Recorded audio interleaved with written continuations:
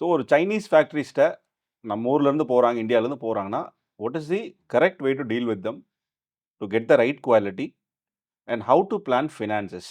So, China பொறுத்தவரைக்கும், நீங்க ஒரு ஃபேக்டரிய போய் பேசுறீங்க. You want to get your products manufactured from a factory on your own brand label அப்டின்னா, சில விஷயங்கள நீங்க ரொம்ப you have to be very clear. So, ஒரு சைனா பிராண்டு, ஒரு சைனா ஃபேக்டரியில நீங்க போய் பேச போறீங்கன்னா, ஃபர்ஸ்ட்டு அவங்களுடைய ஸ்ட்ரென்த் என்ன அப்படிங்கிறது உங்களுக்கு தெரியணும். Okay. How far do they have procurement ஸ்ட்ரென்த்லேருந்து, அவங்க வந்து ஒரு ரா மெட்டீரியல் ப்ரொக்யூர்மென்ட்லேருந்து, அதில எவ்வளோ தூரம் அவங்க கிளாரிஃபைடா இருக்காங்க. ஒரு ரா மெட்டீரியல்ல எவ்வளோ தூரம் சர்டிஃபைடு ப்ராடக்ட்ஸ் எடுக்க முடியுது அவங்கனால. ஸோ, அதில எவ்வளோ குவாலிட்டி கான்ஷியஸா இருப்பாங்க. அதுக்கப்புறமேலு ப்ராசஸிங் ஒரு ஒரு ரா மெட்டீரியல வாங்கிட்டு, அத ப்ராடக்ட்ட ப்ராசஸிங் பண்றாங்கன்னா, அதுக்கு அவங்களுடைய மிஷினரீஸ் எவ்வளோ இருக்கு? அவங்களுடைய பிளான்ட்டோடைய ஸ்ட்ரென்த் என்ன? ஃபேக்டரியோட ப்ரோஸ் என்ன? கான்ஸ் என்ன? அவங்க எவ்வளோ ஸ்ட்ரென்த்தா இருக்காங்க? ரா மெட்டீரியல் ப்ரொக்யூர்மென்ட், அதுக்கப்புறம் ப்ராசஸிங், மேனுஃபேக்சரிங்கில அவங்க சர்டிஃபிகேஷன்ஸ் எவ்வளோ தூரம் ஸ்ட்ரென்த்தன்டா இருக்காங்க?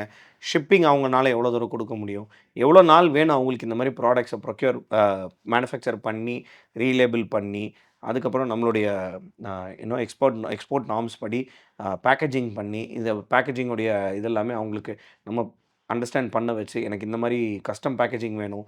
இதெல்லாமே பேசி, ஷிப்பிங் அவங்க எவ்வளோ குயிக்கா இருக்கிறாங்க? அவங்கள்ட்ட ஷிப்பிங் ஏஜென்ட் இருக்காங்களா? இல்ல நம்மளோட ஷிப்பிங் ஏஜென்ட் வச்சு அவங்கள்ட்ட பேச வைக்கணுமா? So, all these factors will play a major role. ஒரு ப்ராடக்ட்ட நீங்க மேனுஃபேக்சர் பண்ணி வாங்குறப்ப. Okay. In terms of finance, நீங்க ஒரு ப்ராடக்ட் நீங்க இம்போர்ட் பண்றீங்க அப்படின்னா, there are 3 stages that your finance will get locked.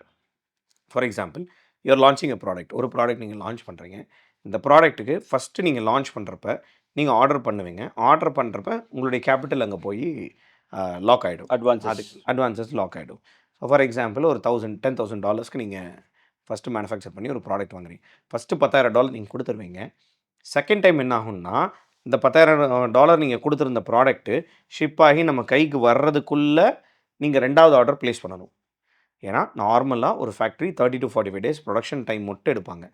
அது இல்லாம ஷிப்பிங் டைம் ஒரு 20 டூ 30 டேஸ் இருக்கு. அது இல்லாம கஸ்டம்ஸ் அண்ட் கிளியரிங் ஒரு 5 டூ 10 டேஸ் இருக்கு. ஸோ, ஆஸ் அ ஹோல் ஒரு 60 நாள் நீங்க அடுத்த ப்ராடக்ட் ஆர்டர் பிளேஸ் பண்ணீங்கன்னா, உங்க கைக்கு வர்றதுக்கு 60 நாள் நடக்கும். ஸோ, நீங்க உங்களுடைய கேப்பிட்டல் எங்கெங்கெல்லாம் முடங்கி இருக்கும்னா, ஃபேக்டரி மேனுஃபேக்சரிங்கில ஒரு கேப்பிட்டல் முடங்கி இருக்கும்.